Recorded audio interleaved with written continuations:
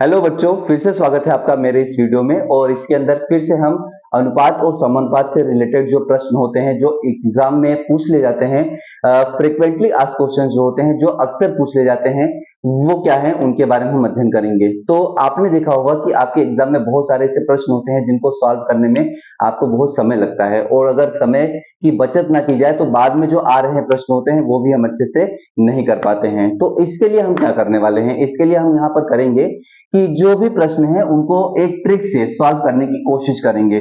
इनको ट्रिक से करने की कोशिश करेंगे तो क्या होगा कि जो हमारा समय होगा वो बचेगा, और हमें ये समझ में आएगा कि हम बाकी जो क्वेश्चन है उनको और कितना समय दे सकते हैं।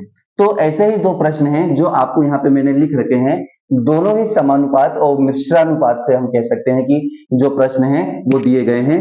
लेकिन यहाँ पर जो बेसिक अंतर है वो मैं आपको बता दूंगा, और वही अंतर आपको यहाँ पे ध्यान रखना है कि अगर दोनों प्रश्न को सॉल्व कर रहे हैं, एक जैसे लग रहे हैं, तो क्या वहां पर अंतर होगा। तो देखिए यहाँ पर प्रश्न जो दिया गया है वो क्या है वो देख लेते हैं ध्यान से। तो प्रश्न जो है वो आपका ये है कि सैनिक कैंप में 1200 जो सैनिक थे उनके लिए 30 दिनों का खाना संरक्षित किया गया था, और वो 30 दिनों तक चलता। 5 दिन बाद वहां पर 300 सैनिक जो थे वो किसी बचाव कार्य में चले गए। तो जो सैनिक थे उनके लिए अब कितने दिनों का खाना यहाँ पर बचेगा, या कितना दिन और खाना चलेगा, उसके बारे में हम यहाँ पर स्टडी करेंगे। तो अगर इस टाइप से प्रश्न अगर आपको पूछ ले जाते हैं तो हम यहाँ पर क्या करते हैं, इसके लिए सबसे पहले हमें ये देखना है कि कुल कितने सैनिक थे। तो कुल संख्या जो होती है वो लिख दिया जाती है। तो यहाँ पर में जो कुल संख्या है वो लिख दी है 1200, और उसके बाद दिनों का अंतर जो होता है वो लिखना होता है। तो दिन कौन कौन से आपको दिखाई दे रहे हैं, तो एक 30 दिन दिखाई दे रहा है, एक आपको 5 दिन दिखाई दे रहा है। इनका अंतर याद कर लीजिए, तो ये हो गया 30 माइनस 5, यही इसका अंतर होगा। इसके बाद अब अंतिम संख्या क्या बची है, अगर चले जाते हैं तो माइनस कर दिया जाता है जो पूर्व संख्या रहती है। तो पहली जो संख्या थी वो थी आपकी 1200, और जो बाद में चले गए वो बचे हैं 300, है ना। तो यहाँ पे 1200 में से अगर 300 को हम माइनस कर दे तो हमारे पास बचेगा 900। इसको सॉल्व कर लीजिए, तो ये हो गया 1200 इंटू ये हो गया 25 अपॉन कितना हो जाएगा, ये 900 हो गया।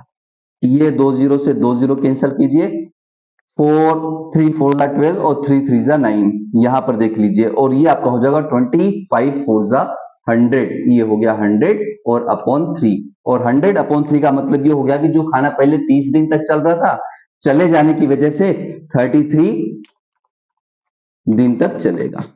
33 1/3 दिन तक चलेगा, मतलब तीन सवा, मतलब यहाँ पे 3 दिन से ज्यादा कुछ और चलेगा यहाँ पर खाना। दूसरा जो है वो हम देख लेते हैं, यहाँ पर प्रश्न क्या है।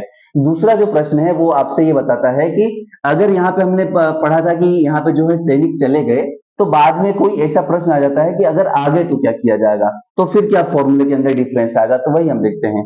तो यहाँ पर क्या है देखिए कि एक स्कूल हॉस्टल में 150 स्टूडेंट थे पहले, और उनके लिए जो खाना था वो 37 दिन के लिए रखा गया था, या 37 दिन तक चलता। उसके बाद 2 दिन बाद वहां पर 25 स्टूडेंट और आ जाते हैं।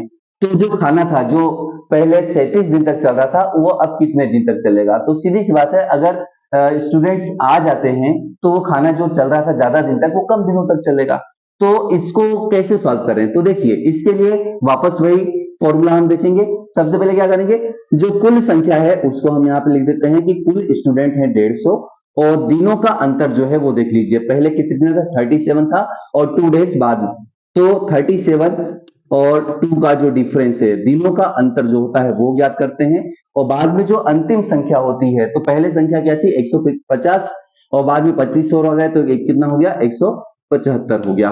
अब यहां पर देख लीजिए, ये हो गया आपका 150 इंटू ये हो गया आपका 35, और अपॉन यहां पर हो जाएगा 175, है ना।